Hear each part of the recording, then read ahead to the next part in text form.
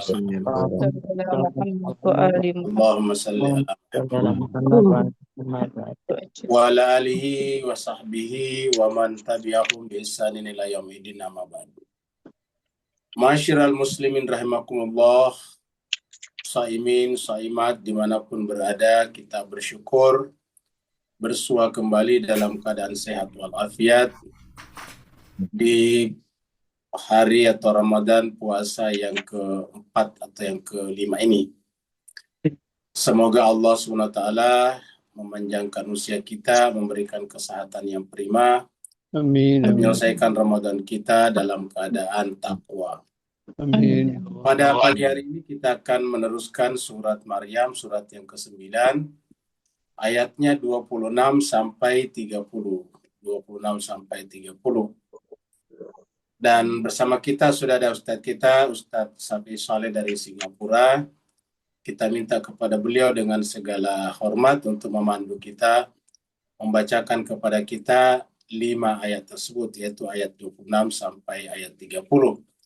Dan bagi Bapak Ibu Tuan dan Puan yang ingin membaca kitab sucinya sendiri, dipersilakan membuka mushafnya di surat yang ke-19, surat Maryam ayat 26 sampai 30. Dan kepada Ustadz kita, Ustadz Safi Saleh, kita persilakan dengan segala hormat. Fadhal Ustadz. Syukran Ustaz, Alhamdulillah, syukran. Assalamualaikum warahmatullahi wabarakatuh. Waalaikumsalam warahmatullahi wabarakatuh. A'udzu billahi minasy syaithanir rajim.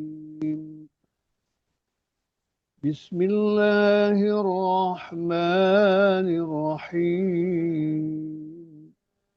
A'udzu billahi minasyaitonir rajim. Bismillahirrahmanirrahim.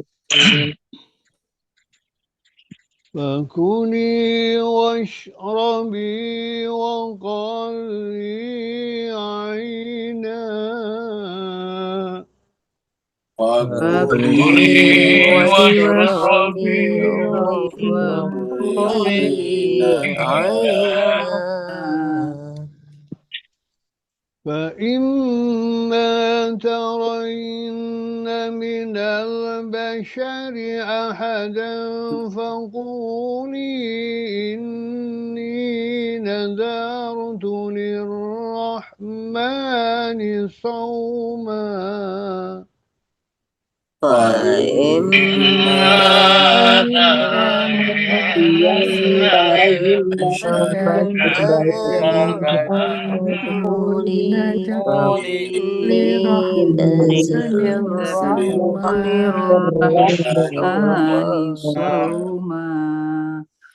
إني نذرت للرحمن صوما فلن أكلم اليوم إنسيا إني نذرت للرحمن صوما فلن أكلم اليوم إنسيا فأتت به قومها تحمله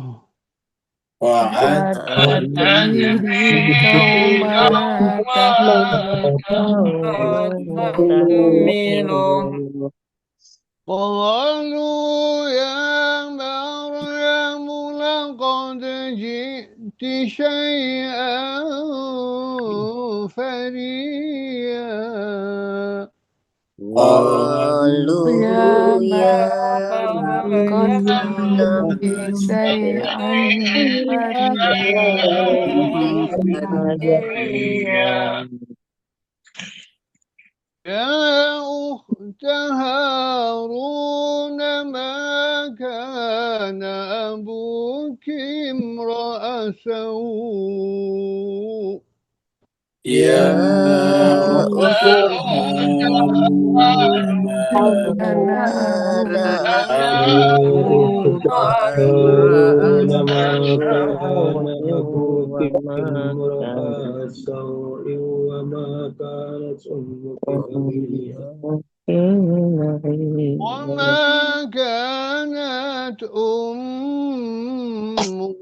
بغيا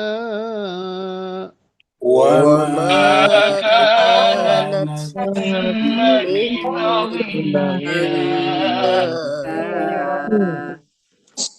فأشارت إليه قالوا كيف نكلم من كان في المهد صبيا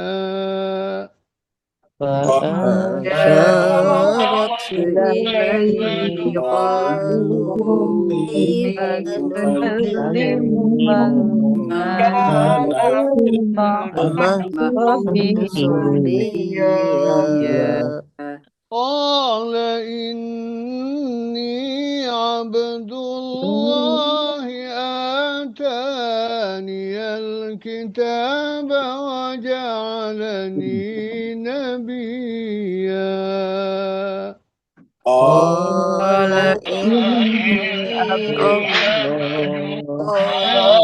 آتاني آتاني الكتاب الكتاب وجعلني وجعلني نبيا نبيا صدق الله العلي العظيم صدق صدق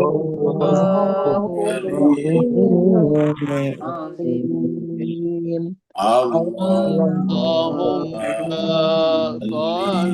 وسلم وزد وزد وبارك على رسول الله وآله الأطهار على على رسول رسول الله وآله الأطهار اللهم صل اللهم صل على محمد عجيل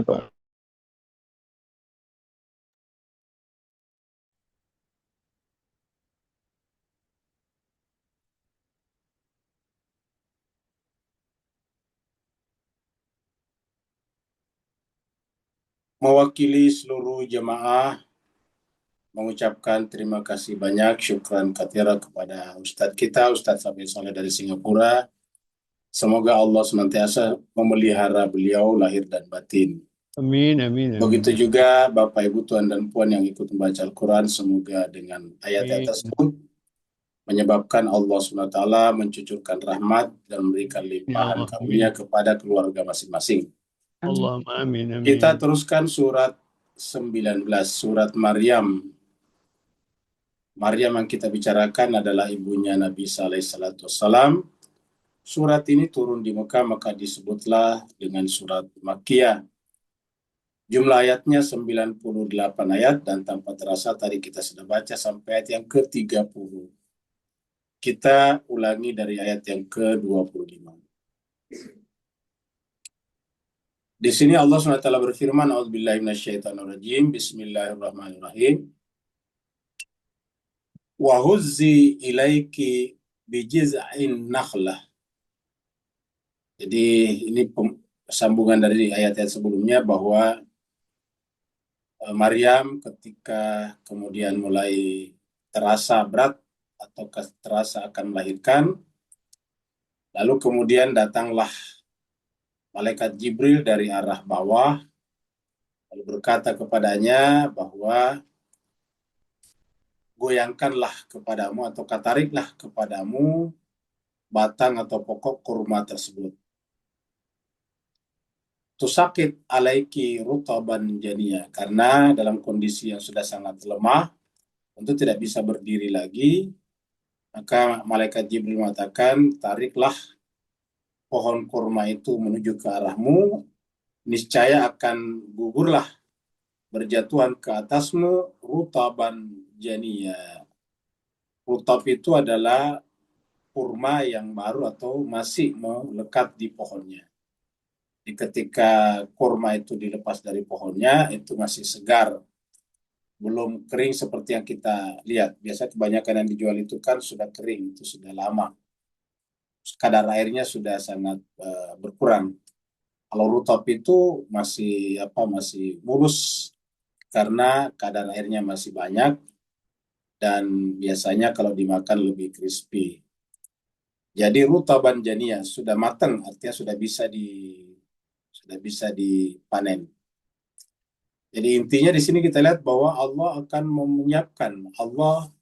Ayat ini mengajarkan kepada kita kalau kita benar-benar memberikan, mengabdikan diri kita kepada kebenaran, kepada agama Allah, apalagi Maryam di sini adalah menjadi fasilitas Allah menurunkan nabi besarnya yaitu Nabi sallallahu alaihi wasallam, maka kita lihat Allah juga memberikan jaminan kelangsungan hidup kepada Maryam. Walaupun secara fisik tidak bisa berdiri untuk mengambil makanan, tapi dari sini kita lihat bahwa cukup dengan menggoyangkan saja pohon kurma, maka buahnya akan jatuh ke pangkuannya. Kemudian ayat yang ke-26. Di ayat ke-26 Allah SWT berfirman, Fakuli washrabi, maka makanlah dan minumlah. Jadi di sana ada kurma, dan menurut riwayat juga di bawah kakinya Maryam juga itu ada air. Maksudnya di bawah, di bagian ke arah kakinya. Maka Allah berfirman, Fakuli washrabi wa qarri aina. Jadi makan dan minumlah. Kata-kata wa qarri aina itu bisa bermakna tetaplah bersikap biasa saja, normal. Secara bahasa qarri aina itu penyejuk mata, enak dilihat. Ingat doa kita yang paling sering kita baca adalah Rabbana hablana min azwajina wa dzurriyyatina qurratu a'yun. Jadi qurratu a'yun dari sini. Ya. Jadi waqarri aina, tetaplah selalu enak dilihat. Fa imma tarayinna minal bashar. Fa imma tarayinna minal bashar. Maka apabila ada orang yang melihat kamu, orang di sini, orangnya di sini, manusia biologis, apabila ada orang yang melihat kepadamu, ada orang atau salah seorang, ini ada satu orang atau salah seorang manusia melihat kepadamu, fakuli, maka katakanlah, ini sungguhnya aku nadartu lirrahmani sauma. Aku bernazar kepada Allah yang Maha Pengasih, sauma, untuk berpuasa.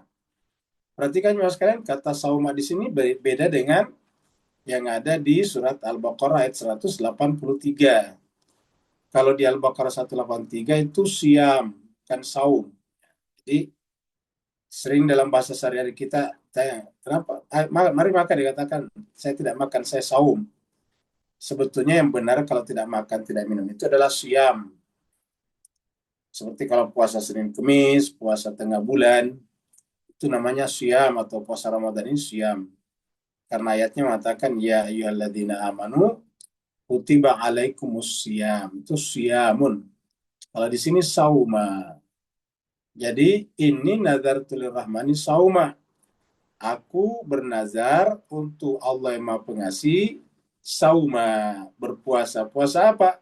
Yaitu falan ukallimal yauma insya. Puasa berbicara. Kenapa berbicara? Karena tetap makan ini. Makan, minum, tetap tetaplah enak dilihat, bersenang hati di sini. Jadi jadi makan, minum. Jadi lalu saum di sini adalah yaitu berpuasa dari tidak berbicara. Jadi kalau kita berpuasa dalam pengertian tidak makan, tidak minum, tidak berhubungan dengan suami istri pada waktu subuh ataukah imsak sampai matahari terbenam awal malam, maka itu namanya siyamun. Kutiba alaikumus siyam. Sedangkan kalau untuk berpantang makan satu jenis saja ataukah tidak berkata-kata, itu namanya saum. Tapi intinya sama maknanya, itu menahan diri. Jadi sauman falan ukallimal yauma insiya. Nah, yang perlu kita catat di sini jemaah sekalian, ini kata nazar ya. dalam masyarakat kita itu sebagian ya, ada umat Islam yang mengatakan bahwa bernazar itu dianggap pelit, kikir, kamu gitu. Kenapa? Karena memberikan syarat. Itu kan nazar itu bersyarat. Kalau anak saya diterima di ini, saya berpuasa. Kalau saya sembuh dari sakit, saya akan bersedekah kepada anak yatim misalnya. Itu nazar. Nah, padahal itu ada di dalam Al-Quran dan selalu nazar itu dikaitkan dengan manusia suci. Ya, nazar itu selalu dikaitkan dengan manusia suci. Jadi tidak bisa kita katakan nazar itu pelit. Dari atas dasar apa kita menyimpulkan bahwa nazar itu pelit, sementara Al-Quran menjelaskan bahwa nazar ini dilakukan oleh manusia-manusia suci. Kan tidak mungkin insan-insan suci atau insan kamil itu pelit. Ya. Coba kita lihat lagi. Ini satu nazar. Kita lihat lagi di sini nih, kata yang ada nazarnya. Kita lihat surat Ali Imran. Waktu ibunya Maryam hamil, yang mengatakan begini, idh qalat imra'atu Imrana. Ingatlah tatkala istrinya Imran ini. Bu Imran, kalau di Indonesia namanya Bu Imran.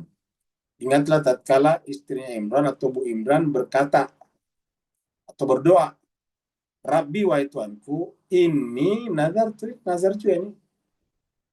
Wahai Tuhanku, ini istrinya istrinya Imran ini kita anggap manusia suci juga, insan kamil juga. Karena dia yang melahirkan Maryam dan Maryam melahirkan Nabi Isa alaihissalatu wassalam. Jadi apa Imratu Imran di sini adalah neneknya Nabi Isa. Kalau di Jawa namanya eyang putrinya Nabi Isa. Jadi ini adalah eyang putrinya Nabi Isa. Jadi dia pasti adalah insan kamil. Begitu komunikasinya dengan Tuhan begitu indah sampai apa yang terjadi pada dirinya dikomunikasikan dengan Allah. Dia hamil, dia katakan, Rabbi ya Tuhanku, ini nazar tu aku bernazar atau aku menazarkan laka kepada kamu maafi batni, apa yang ada dalam perutku, maksudnya kandunganku, muharraran, agar menjadi orang yang terbebas dari apapun juga. Dia merdeka dan tujuan hidupnya hanyalah berkhidmat kepadamu. Fataqabbal minni, maka terimalah nazarku ini ya Allah. Innaka antas sami'ul alim, karena Engkaulah Tuhan yang Maha mendengar lagi Maha mengetahui. Jadi ini nazar. Jadi tidak bisa kita katakan bahwa nazar itu pelit. Jadi Bapak Ibu Tuan dan Puan, kalau ingin berdoa atau minta sesuatu, bagusnya bernazar. Bernazar ya Allah. Tapi nazarnya yang pertama terjangkau, bisa dilakukan. Yang kedua tidak muluk-muluk, ya misalnya bernazar berpuasa, bersedekah kepada anak yatim atau orang yang tidak mampu dan sebagainya. Kita lihat lagi surat Al-Insan. Surat yang ke-76 ini Al-Insan, surat 76. Ayat 7. Sini katakan yufuna bin nadri, nazar lagi di sini. Mereka memenuhi nazar-nazarnya. Wa yakhafuna, dan mereka takut yauman, pada suatu hari, kana syarru, yang petakannya itu, penderitaannya itu mustatira, merata di mana-mana. Maksudnya sama, kita pergi kemanapun sama. Kalau di dunia misalnya panas, berbeda panasnya kalau kita masuk ke gedung yang ber-AC, kan menjadi turun tuh. Atau di Eropa sana dingin, begitu kita masuk ke ruangan yang ada heaternya, pempanasnya, ya enak lagi. Kalau di sana enggak. Kalau di akhirat ini di mana-mana sama. Ya, jadi syarruhu mustatira. Penderitaannya itu merata di mana-mana. Tapi intinya di sini ada kata nazar. Dan siapa yang bernazar di sini lagi-lagi insan kamil, yaitu Sayyidina Ali bin Abi Thalib karramallahu wajhah, dan istri yang tercinta dan sekaligus putri Nabi, yaitu Fatimah Zahra alaihissalam. Nah, jadi cuma sekian sebagai Fatimah di sini dan Sayyidina Ali bernazar agar kalau anaknya nanti Hasan dan Husain sembuh, dia akan berpuasa 3 hari berturut-turut. Nah, itu nanti yang terjadi di sini. Maka kita lihat di sini pada saat dia berpuasa dan ada anak yatim, orang miskin, dan kemudian tawanan 3 hari berturut-turut, akhirnya kemudian makanan yang disiapkan untuk berbuka puasa diberikan kepada orang yang membutuhkannya. Wa yut'imuna ta'ama dan mereka memberikan makanan yang disiapkannya, ala hubi yang disiapkan, yang disukainya, maksudnya yang dipersiapkan untuk berbuka puasa. Kepada siapa dia memberikan makanan ini? Miskinan. Hari pertama orang miskin, hari kedua yatiman, hari ketiga asirat, tawanan perang. Nah, jadi lagi-lagi sini nazar lagi, dan ini insan kamil juga, Sayyidina Ali, Fatimah Zahra yang disebut sebagai Siddiqah juga. Jadi dengan demikian ini adalah nazar itu bukanlah tanda pelit, karena kita harus berargumentasi berdasarkan ayat Al-Quran. Tidak mungkin ini dilakukan oleh manusia-manusia sempurna atau insan kamil kalau itu dianggap pelit, karena mereka sudah melampaui itu. Kita teruskan lagi pada ayat berikutnya.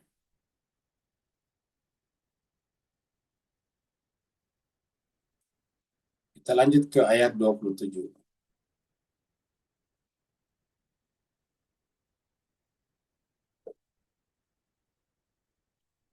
Fa'atat bihi qaumaha tahmiluh.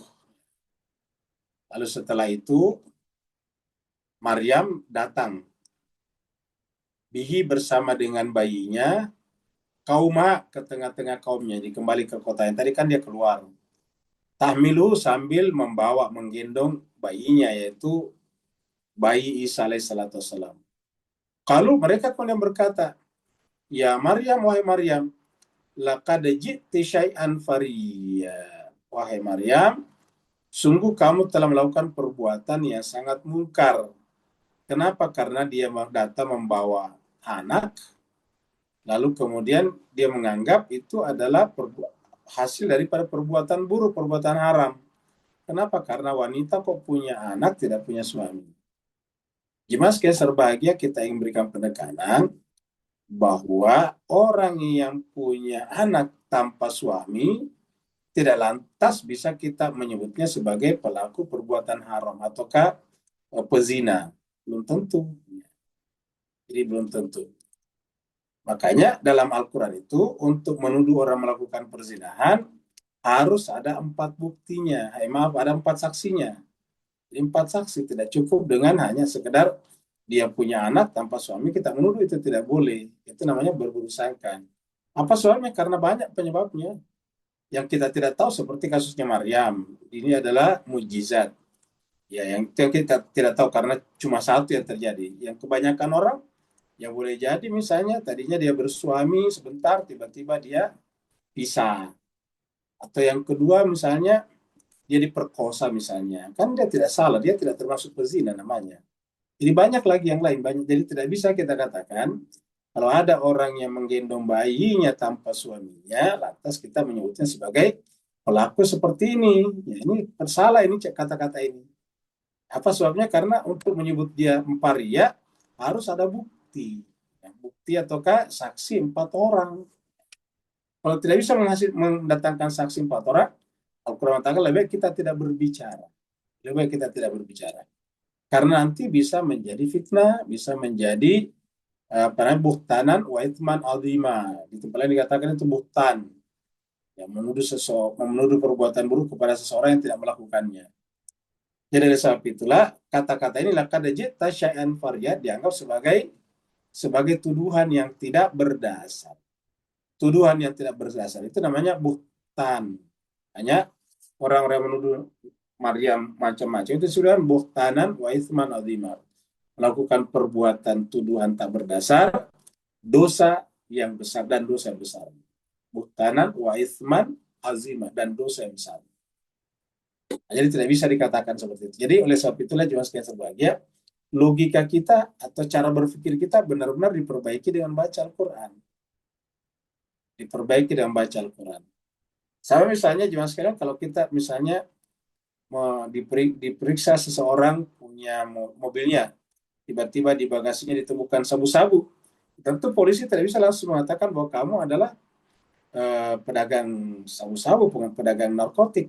Kenapa? Karena ditemukan di mobilnya bukan berarti dia pedagang atau pemakai atau dia pengedar. Belum tentu. Kenapa?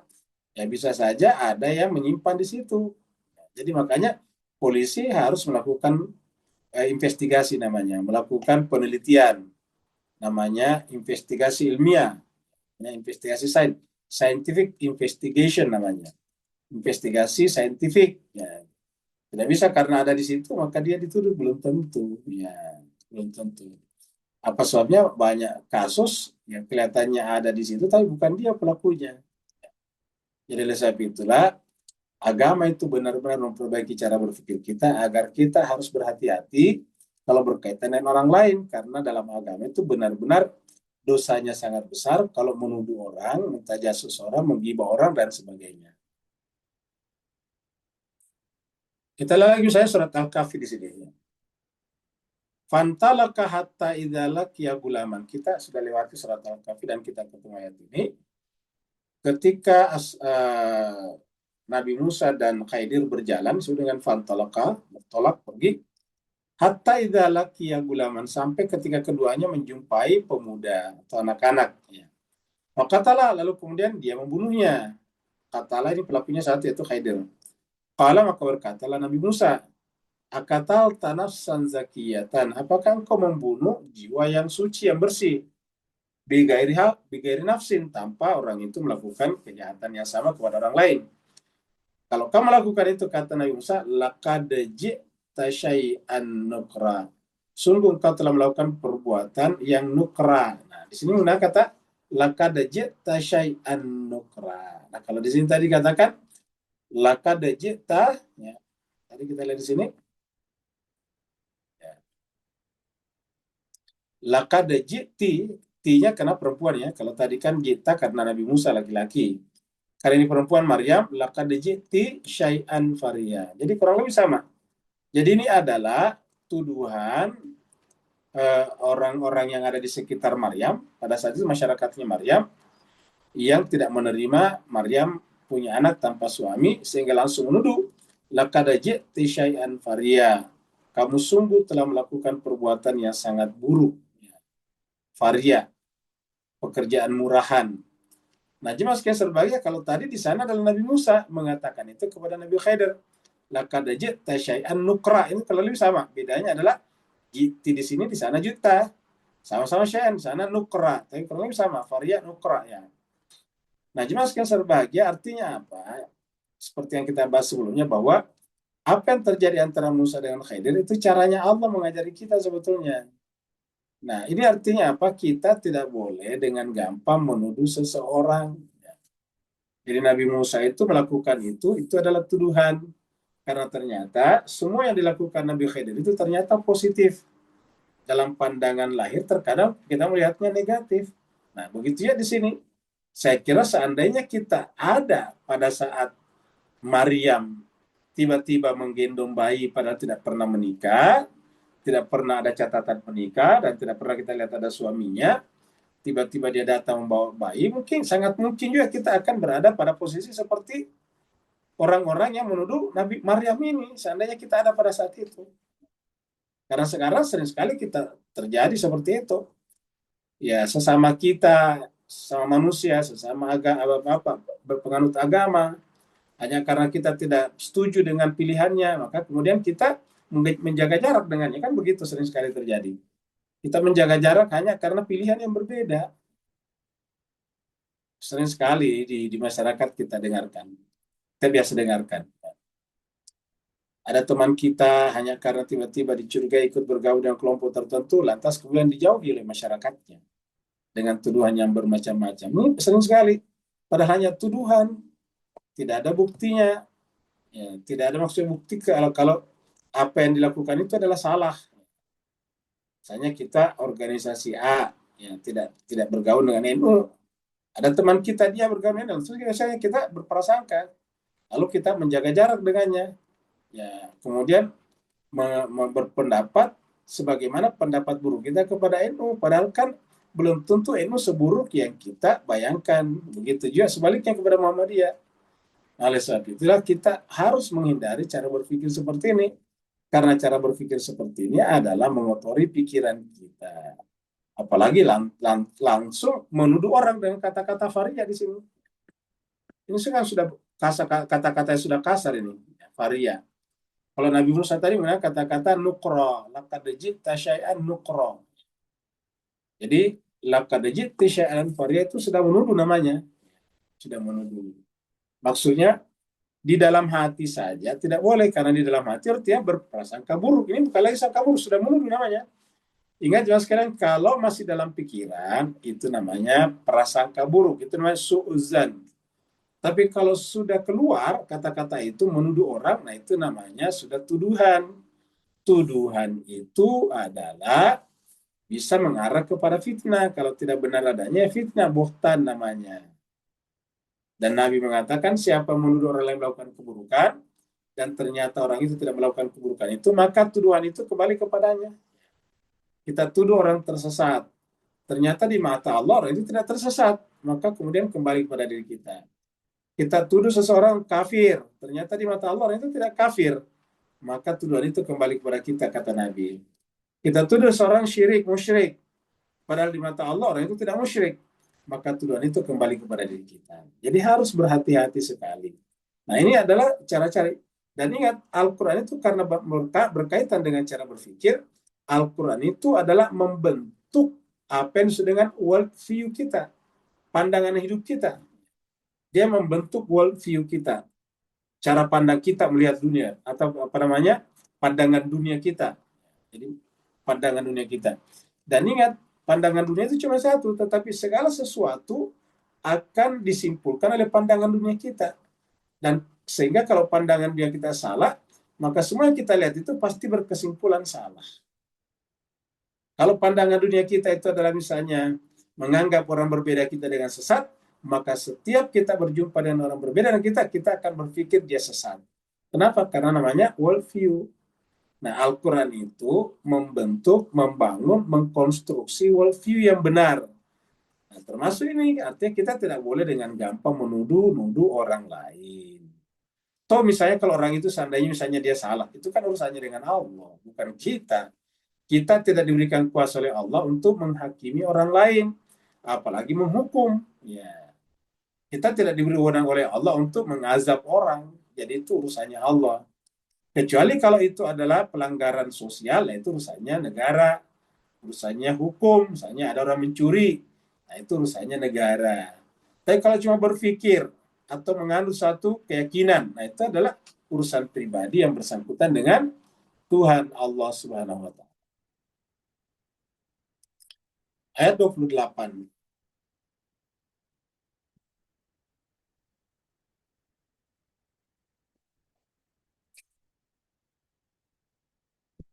Ya ukhta Harun. Mereka berkata begitu kepada Maryam. Jadi dari sini kita tahu bahwa Maryam ini punya saudara laki-laki namanya Harun. Jadi Harun yang dimaksud di sini tentu bukan Harun pada zaman Nabi Musa. Ingat, selisih antara masanya Maryam dengan Nabi Musa itu jauh. Jauh, karena Taurat itu jauh sebenarnya. Setelah Taurat masih ada kitab suci, yaitu kan waktu Harun itu kan samanya Nabi Musa, jadi samanya Taurat ya. Karena kita tahu bahwa Nabi Musa berdakwah kepada Firaun itu berdua bersama dengan Harun. Harun ini adalah saudaranya Musa. Ada yang mengatakan saudara kandung, ada yang mengatakan saudara sepupu. Ya. Sama dengan bersama dengan Nabi Musa datang kepada Firaun. Menurut Al-Quran ya nanti berbicara itu adalah Harun karena dia lebih fasih. Informasinya seperti dalam Al-Quran.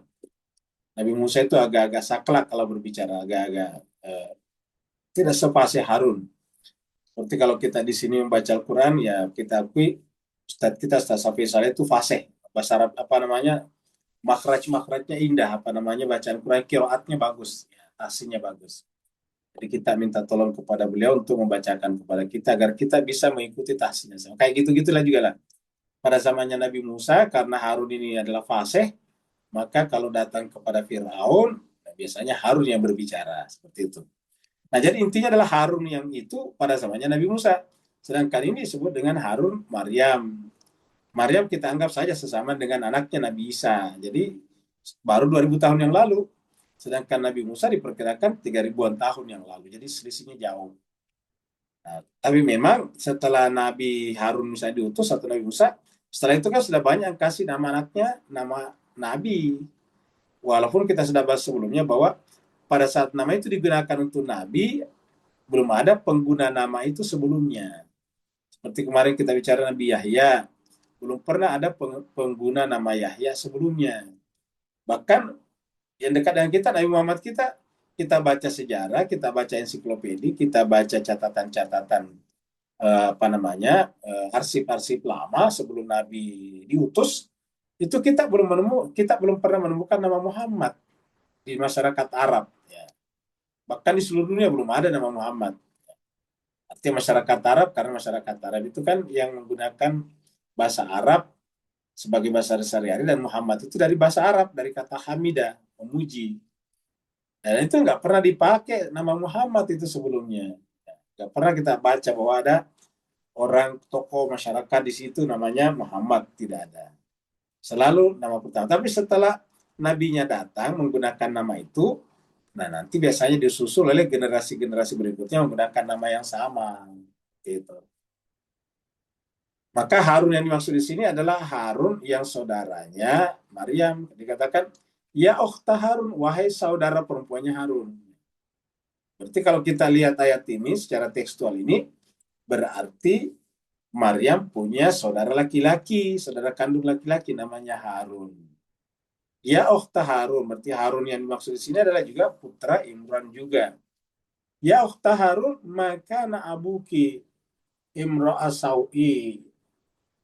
Ayahmu itu, bapakmu itu bukanlah seseorang yang sau ini dari kata buruk, jahat. Bapakmu bukan orang buruk. Kau menunjukkan bahwa bapaknya itu orang baik, ini orang suci juga. Kata sau itu buruk. Wa makanat ummuki baghiyah, dan ibumu juga bukanlah wanita baghiyah juga ini. Wanita yang menjajakan dirinya. Wa makanat ummuki baghiyah. Nah, tapi cuma sekali ini penggunaan kata ini mungkin agak kasar ya. Di sini makanya agak berbeda sedikit sini. Nah, kita lihat dalam ayat lain tentang bagia. Walaupun nanti goinya di sini, goknya di sini bukan di kasrah, tetapi kita lihat di ayat lain di sukun. Ketika goknya di sini atau goinya di sini di sukun menjadi bagian. Ya, jadi bagian. Tapi pasti asal katanya sama, baga ya bagi kamu gitu. Nah, coba kita lihat di sini. Kita lihat surat Al-Imran. Ayat 19 berkenaan dengan Islam sebagai agama di sisi Allah. Inna dina indallahil Islam. Sungguhnya agama di sisi Allah adalah Al-Islam. Inna dina indallahil Islam. Jadi agama yang ada di sisi Allah adalah Islam. Artinya agama yang bersumber dan akan diterima di sisi Allah adalah Islam. Itu yang mengajarkan kedamaian. Tapi ingat ya, kalau saya bicara tentang kedamaian, tidak ada hubungannya dengan Board of Peace, ya, Dewan Perdamaian. Wa makhtalafal ladzina utul kitaba, dan tiadalah orang-orang yang diberikan kitab suci itu berselisih, ikhtilaf, illa kecuali mimba dimaja'ahumul ilm. Justru ketika setelah datang kepadanya ilmu tentang kitab suci ini, tentang al-Islam ini. Ya. Jadi kitab suci manapun selama kitab samawi, ajarannya adalah Islam. Ya. Dan orang yang mengetahui itu namanya berilmu. Tapi kok kenapa ada yang berselisih di sini? Ikhtilaf. Ayat ini mengatakan penyebab ikhtilafnya itu bukan karena kitab suci, bukan karena Islam, bukan karena ilmu, tetap karena aslinya namanya ilmu itu membuat orang lapang dada, tidak mungkin berselisih. Kalau begitu apa punya bagian. Tadi kita lihat goinya di sini adalah disukun, ya dimatikan. Sedangkan yang tadi adalah goinya di kasrah menjadi bagia. Bagia ini bagian, tapi kurang lebih sama. Nah, intinya apa? Intinya kalau bagian di sini adalah kedengkian. Jadi bisa kita artikan tadi di sini bahwa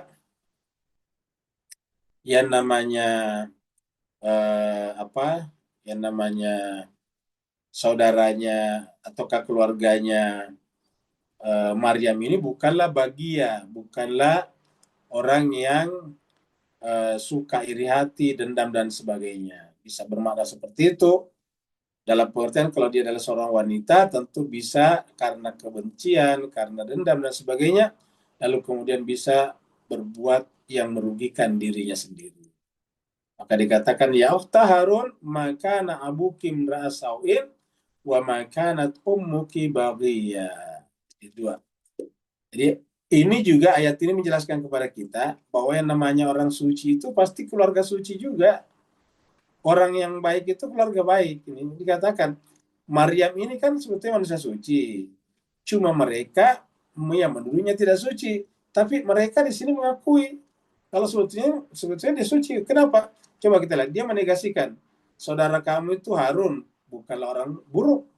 Ya, bapakmu juga bukanlah orang buruk. Ya. Jadi bukan orang buruk. Ya.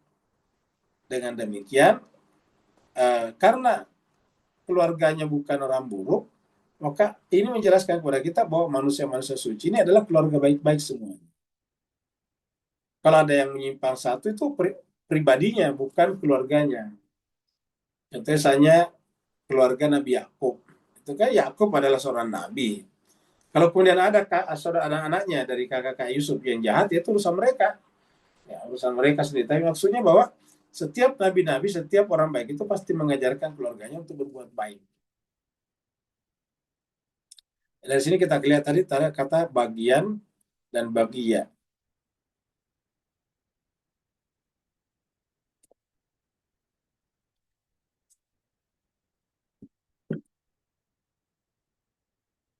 Fasyarat ilahi, karena mereka mengerumuni Maryam dengan tuduhan yang macam-macam, bahasa yang kasar tadi, ya bahasanya kasar sekali, maka kemudian Maryam tidak berbicara.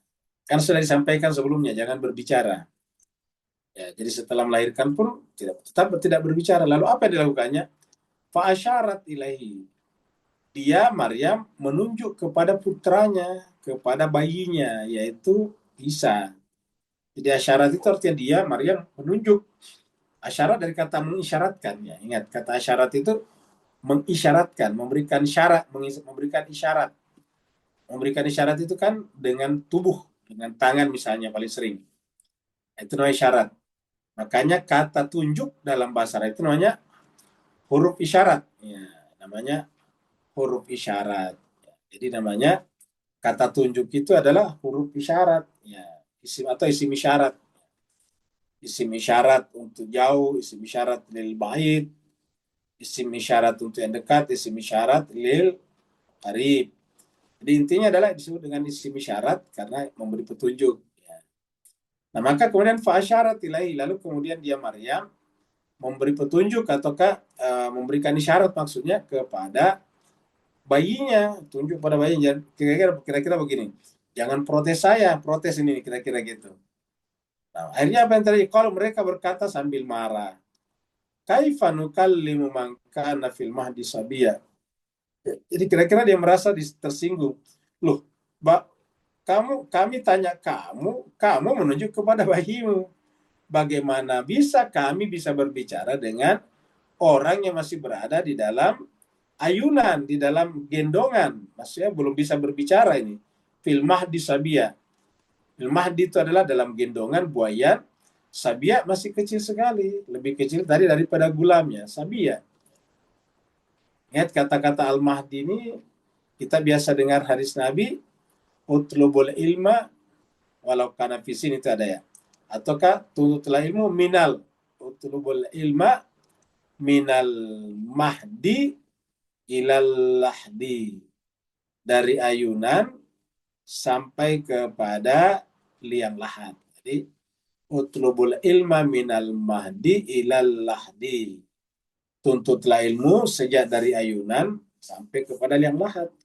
Nah jemaah sekalian, makanya kita di sini di rumah kajian Al-Quran ini, kita di luar Ramadan pun juga membuat kajian-kajian. Harapannya apa? Agar kita menuntut ilmu sampai mati. Karena kehidupan kita ini kan kalau tidak menuntut ilmu, ya rugi kan, kegiatannya itu melulu. Coba Bapak sekalian berpikir, apa kegiatan kita sehari-hari kalau tidak menuntut ilmu? Kalau apalagi sudah berumur. ya kegiatannya cuma makan, minum, tidur, kan itu aja kehidupan kita. Pagi ketemu pagi lagi, malam ketemu malam lagi, siang ketemu siang lagi, habis siang malam, malam siang, begitu terus menerus. Nah, kalau tidak diisi dengan ilmu kan rugi kita. Maka oleh sebab itulah kata Nabi, menuntut ilmu itu harus dari ayunan sampai kepada liang lahat, minal mahdi ilal lahdi. Nah, jadi situ. Nah, jadi kesimpulannya mereka, masyarakatnya Maryam di sini marah. Berkata, kaifa nukallimu man kana fil mahdi sabiyya? Bagaimana kami bisa berbicara pada anak kecil yang masih berada dalam ayunan, kira-kira gitulah. Ya, mereka menuduh pasti Maryam mengatakan, ini kok bodoh sekali, masa nyuruh kami bicara dengan anak kecil? Nah, coba kita lihat di sini juga sekalian, surat Al-Maidah. Ini juga ada Mahdi di sini nantinya.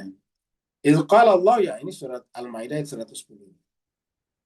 Idz qala Allah, ingat tatkala Allah berfirman kepada Isa, ya Isa bin Maryam, wa Isa putra Maryam, udhkur ni'mati 'alaika wa 'ala walidatika. Ingatlah nikmatku kepadamu dan kepada ibumu. Jadi walidatika ibumu saja, bukan kedua orang tuamu, karena ini ibumu. Walidah itu adalah ibu. Wa iz ayyadtuka bi Ruhil Qudus. Ketika dia Allah memperkuat kamu dengan Ruhul Kudus. Siapa yang diperkuat dengan Ruhul Kudus? Ya Isa bin Maryam. Tukallimun nasa, kamu juga berbicara kepada manusia fil mahdi, dalam buayan, wa kahla, dan ketika sudah dewasa. Artinya berbicaranya Nabi Isa itu sama kualifikasinya pada saat dia di dalam buayan dan ketika nanti sudah dewasa, tidak ada berbeda. Nah, jadi kita sudah lihat jelas kata-kata al-mahdi di sini.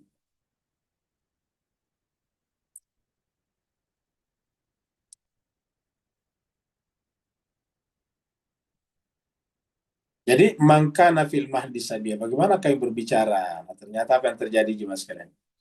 Apa yang terjadi setelah mereka protes? Nah, ayat 30 kita lihat.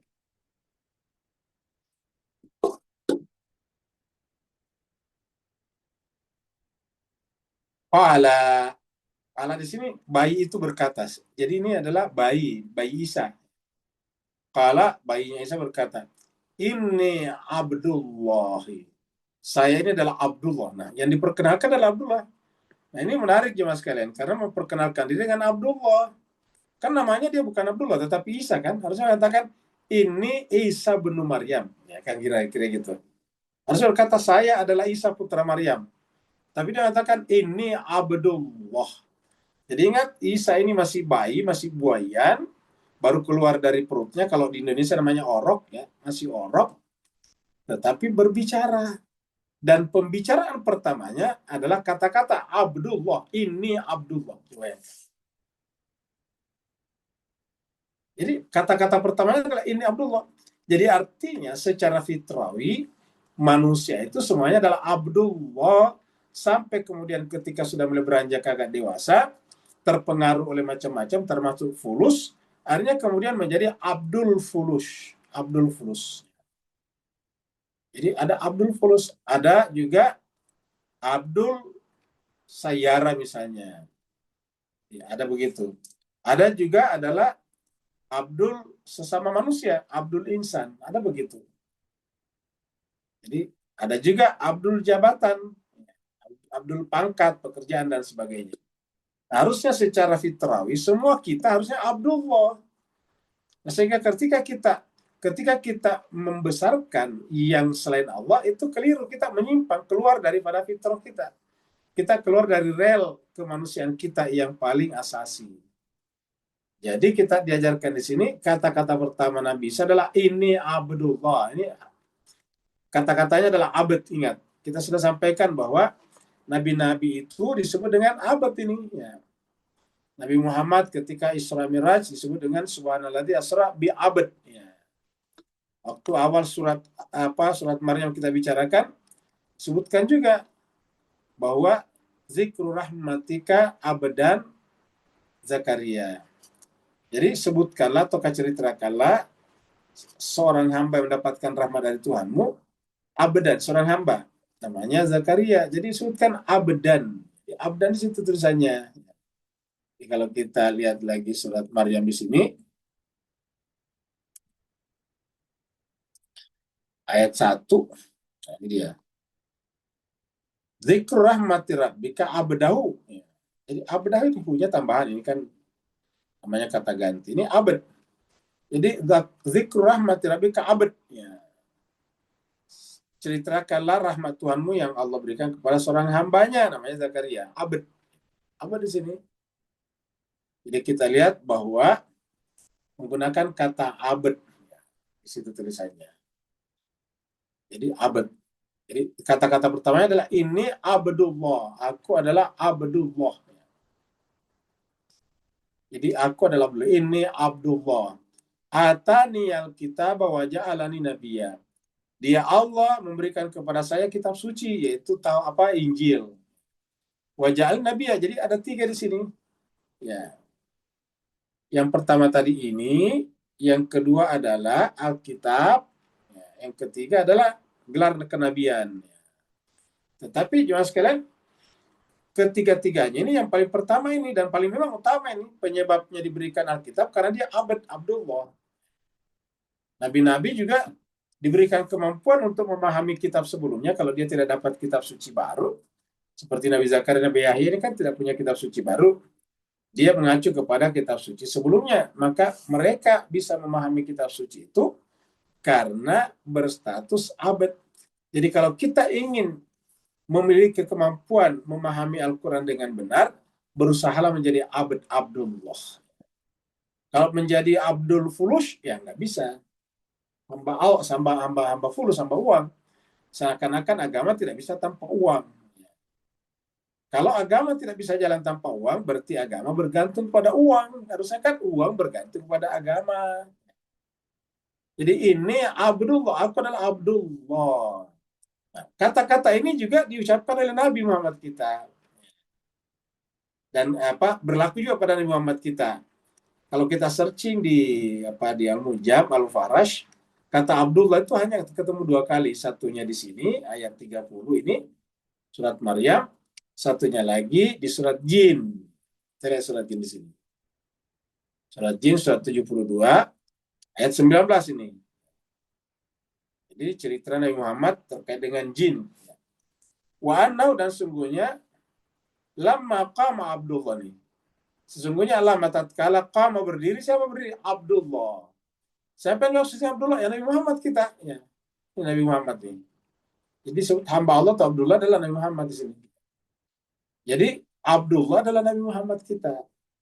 Jadi nabi-nabi bisa berbeda-beda nama pribadinya, bisa berbeda-beda juga masanya, tetapi mempunyai predikat dan gelar yang sama, itu sama-sama Abdullah. Jadi tujuan kita diberikan agama sebetulnya agar kita menjadi Abdullah. Bagi kita sudah menjadi Abdul ini, Abdul itu, agar kita kembali hanya menjadi Abdullah saja. Wa annahu lamma qama Abdullah. Tatkala berdiri Abdullah Muhammad, maksudnya untuk memimpin salat, yada'uhu, ya, untuk menyembah kepada Allah, kadu yakununa alaihi. Hampir-hampir saja mereka itu libada, berkerumun, artinya desak-desakan. Jadi mereka desak-desakan untuk ikut salat di belakang Muhammad pada saat itu. Jin, siapa yang mengatakan begitu? Allah, bukan Nabi yang melihatnya, tapi melalui wahyu. Di awal surat ini kita sudah bahas. Jadi kesimpulannya sini adalah Abdullah dan Nabi Muhammad ini. Abdullah, hamba Allah. Nah, jadi dengan demikian kita semuanya jemaah sekalian, tujuan kita salat bukan hanya menggugurkan kewajiban kita. Kita berpuasa bukan menggugurkan kewajiban puasa kita, tetapi untuk menjadi yang Abdullah.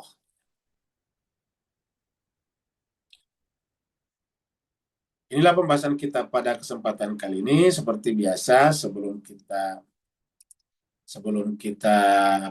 selesai, kita baca hadis berikut ini. Puasa sebagai perisai, pernah kita singgung di puasa pertama. Kita angkat kembali. Ini adalah hadis riwayat Imam Bukhari nomor 1771. Sini dikatakan ini adalah Nabi bersabda, ya, Qala Rasulullah sallallahu alaihi wasallam, Rasulullah bersabda, qala Allah berfirman. Berarti Nabi mengutip firman Allah. Tapi ini bukan di Quran. Terus dari mana? Ini disebut dengan hadis qudsi. Jadi ini termasuk hadis qudsi ini. Kenapa? Karena ada kalau Allah kullu amali bani adama lahu illa siyam. Allah berfirman, setiap amal perbuatan ibn Adam, anak cucu Adam, adalah miliknya, artinya langsung didapatkan. Illa kecuali asyam, puasa. Kenapa? Fa'innahu li, karena semuanya puasa itu untuk saya, kata Tuhan. Bukan untuk kamu, untuk saya. Fa'innahu li, kata Tuhan. Karena untuk saya itu puasa, wa ana ajzi bihi, maka akulah juga yang akan memberikan balasan. Saya akan berikan balasan langsung. Wasyamu junnatun, dan puasa itu adalah perisai. Nah, maka wajarlah tadi kalau Maryam tadi ketika meninggalkan kaumnya, menyingkir, dia berpuasa walaupun puasanya tidak berbicara. Tetapi apapun itu adalah junnah. Jadi benteng. Jadi artinya terkadang tidak banyak berbicara itu baik sebagai benteng. Karena kalau kita banyak berbicara, banyak kemungkinan kita berdosa. Kenapa?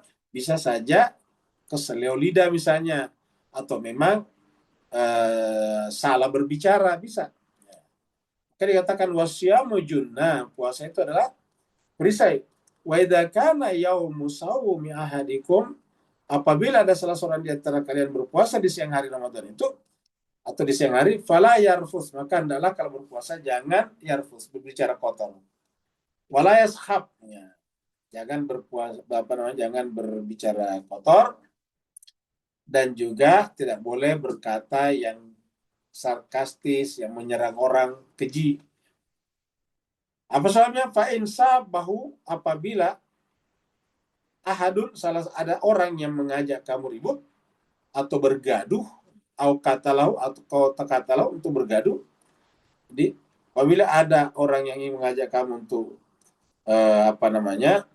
hal-hal yang buruk atau bergaduh, falyakul, maka hendaklah yang berpuasa itu berkata, inni mru'un shaim, saya berpuasa. Nah, dengan demikian ya sekalian berbahagia, kenapa puasa bisa menjadi junnah di sini? Ini junnah karena bisa berkata saya berpuasa pada saat ada yang ingin mencelakainya atau ingin ribut dengannya, bergaduh dengannya, dan dia mampu untuk melakukan perlawanan.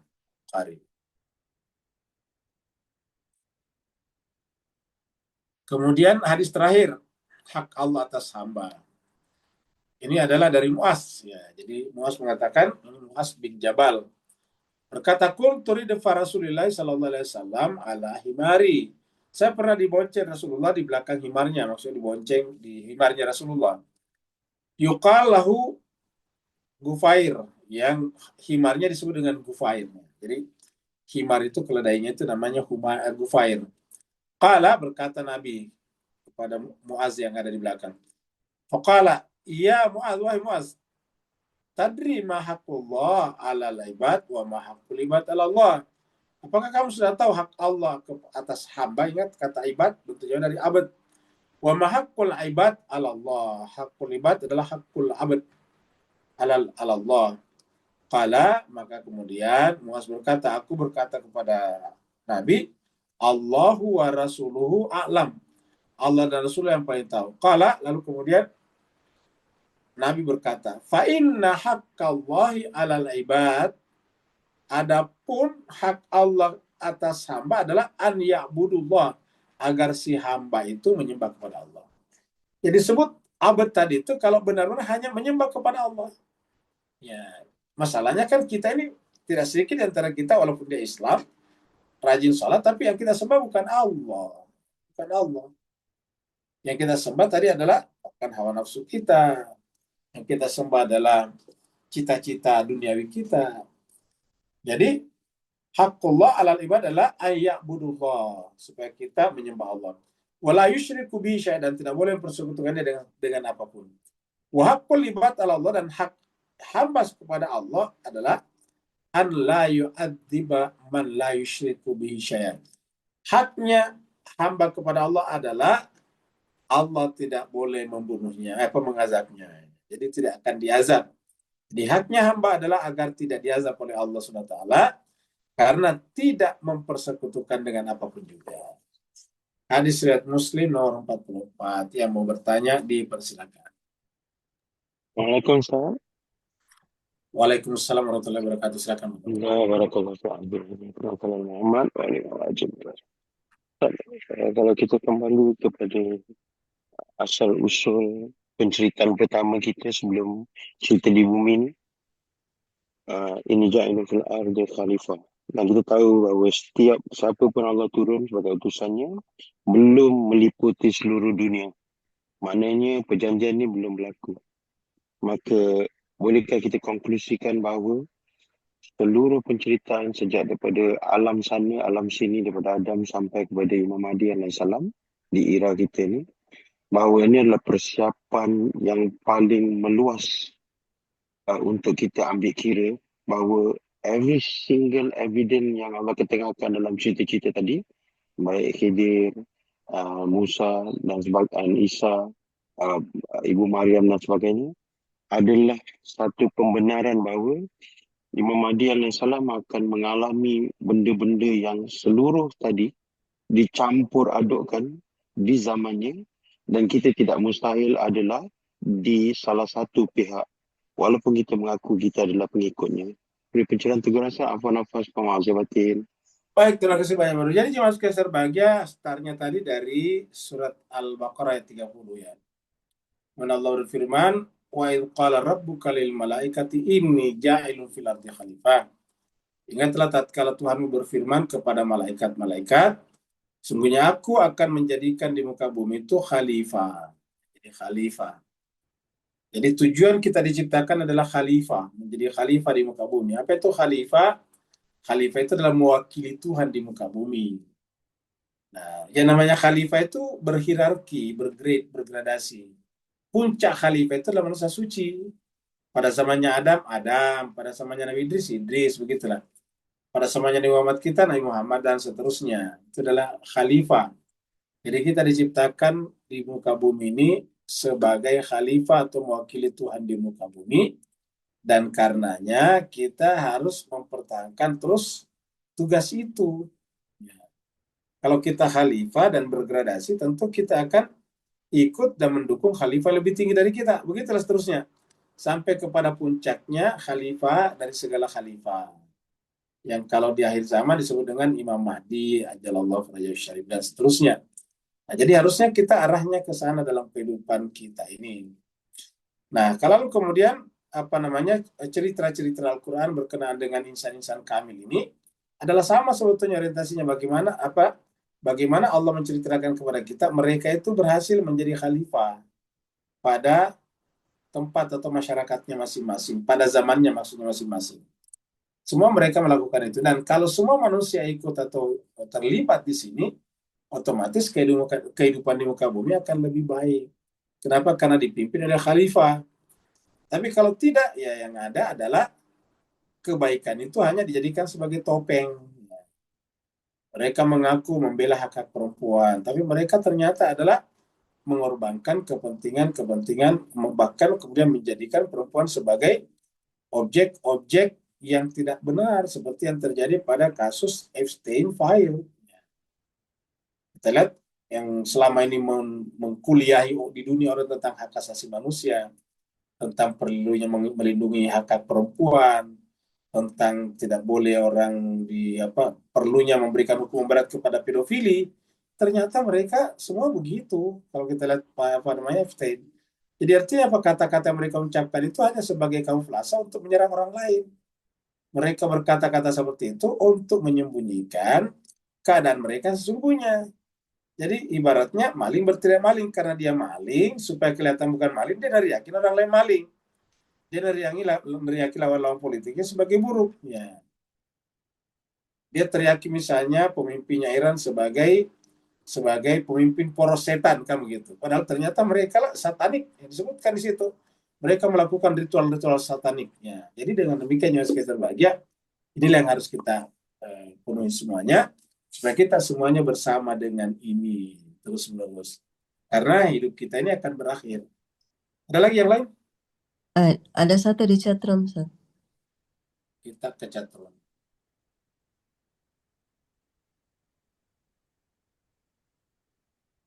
Dari Pak Burhan. Manusia itu ilmunya bersifat fakultatif ya, dan bukan universal. Kecuali para nabi dan maksumin, maka tanpa sadari sering ego atas ilmu pengetahuan ini. Betul sekali. Jadi kalau kita ini ya terkadang ilmu kita itu ego, jadi egonya mendahului. Jadi akhirnya ilmu kita ini tidak membuat kita menjadi lebih dewasa. Namun lewat kasus Bunda Maryam, kita diajarkan Al-Quran agar tidak memvonis atau menghukum sesuka hati. Betul sekali. Kita tidak boleh menghukum sesuka hati. Karena kalau kita begitu dan seandainya kita sesama dengan Maryam, kita ikut-ikut juga menyerang Maryam, memfitnah Maryam. Mudah emosi ketika berhadapan dengan sesuatu yang di luar kemauan kita. Betul sekali. Al-Quran bimbing saya ke jalan yang penuh kehati-hatian dalam setiap tindak laku. Saya kira semoga ya, semoga bukan hanya Pak Burhan, tapi kita semuanya, semoga dibimbing oleh Allah SWT agar kita ini benar-benar selalu berada di jalan yang benar. On the right track. Kita selalu berada pada track yang benar sampai akhir hayat. Kalau kita berada di track yang benar sampai akhir hayat, maka itu yang disebut dengan husnul khotimah. Ada pertanyaan terakhir lagi nih. Kita akan harus belajar terus sampai akhir hayat, betul sekali. Tapi bagaimana dengan ilmu yang belum bisa dipraktekkan? Jadi masa sebatas ini. Kita sampaikan ilmu ada dua macam. Ada ilmu nazari, ada ilmu amali namanya. Kalau yang tidak dipraktekkan ilmu nazari, ya memang wajar. Yang namanya nazari itu cuma berhenti di pikiran. Ada juga yang namanya ilmu amali. Memang diamalkan, contohnya salat. Itu adalah ilmu harus diamalkan itu. Ya, jadi kalau kita bisa bicara salat, ya kita harus berusaha mengamalkan salat. Itu namanya amali. Tapi kalau berkaitan misalnya dengan kebenaran, epistemologi, nah itu adalah di pikiran. Jadi ulangi lagi, ilmu secara umum dibagi dua, ada nazari, teoretis, dan ada amali diamalkan. Yang nazari atau yang teoretis ini memang hanya di pikiran. Ya. Nanti dari sini turun semua jenis ilmu begitu. Misalnya ilmu irfan, ada dua macam. Irfan nazari dan irfan amali, seperti itu. Agama kita juga begitu. Ada yang sifatnya nazari, ada amali. Contohnya misalnya rukun iman, itu semuanya nazari, di pikiran, teoretis. Ya, tidak dibawa. Kalau begitu dilakukan di bawah, dia namanya rukun Islam, bukan rukun iman. Contohnya misalnya beriman kepada Allah, itu di pikiran itu. Nggak ada yang bisa tahu, cuma kita yang tahu. Jadi dengan demikian, kalau kita beriman kepada Allah, ya itu adalah memang berhenti di pikiran. Bagaimana kita membuktikannya? Ya ilmu lain namanya ilmu amali, contohnya salat, itu ada ilmunya lagi. Puasa seperti sekarang kita puasa. Jadi begitu. Jadi kita harus tahu bahwa ilmu ini dua macam, ada ilmu nazari dan ada ilmu. Kalau berkaitan dengan ilmu logika itu dia lebih kepada nazari. Tapi kalau seperti misalnya ilmu fikih, nah itu dia amali, itu yang diamalkan. Terima kasih banyak atas perhatian Bapak sekalian. Mohon maaf atas segala kekurangan. Wassalamualaikum warahmatullahi wabarakatuh.